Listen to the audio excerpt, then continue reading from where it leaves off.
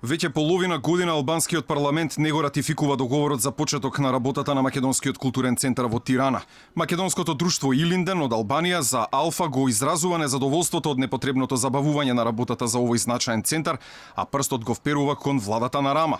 Македонското друштво Илинден изразува незадоволството владата на Република Албанија, бидејќи уште не е ратификуван договорот за отварање на културниот центар во Тирана. Овој културен центар е многу важен за билатерални односи меѓу Република Македонија и Република Албанија. За темата почна да зборува познатиот музичар и поддржувач на актуелната власт уште од шарената револуција Златко Оридјански, кој инаку е поставен за прв човек на центарот.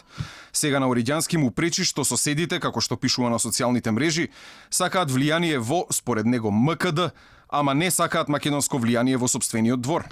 Атомска централа да отворавме, полесно ќе одеше. Македонската страна одамна го заврши својот дел од постапката.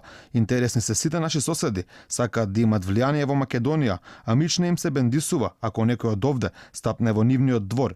Овој факт добро е да го знаат нашите сограѓани со албанско етничко потекло и медиумите во Македонија на албански јазик. Инаку културно-информативниот центар предвиден со договорот меѓу македонската влада и Советот на министри на Албанија кон крајот на мај годинава. Македонецот Васил Стериовски, кој од пред неколку месеци е дел од пратеничкиот мандат во Тиранското собрание, каде влезе како дел од независната пратеничка група, формирана од пратениците на социјалистичкото движење за интеграција, со кое македонската партија таму, МАЕИ, настапуваше на изборната коалиција во јуни 2017 година, не е целосно во тек со проблемот за центарот. За Алфа вели дека до утре би имал конкретни информации што точно се случува и зошто договорот е закочен во парламентот во Тирана.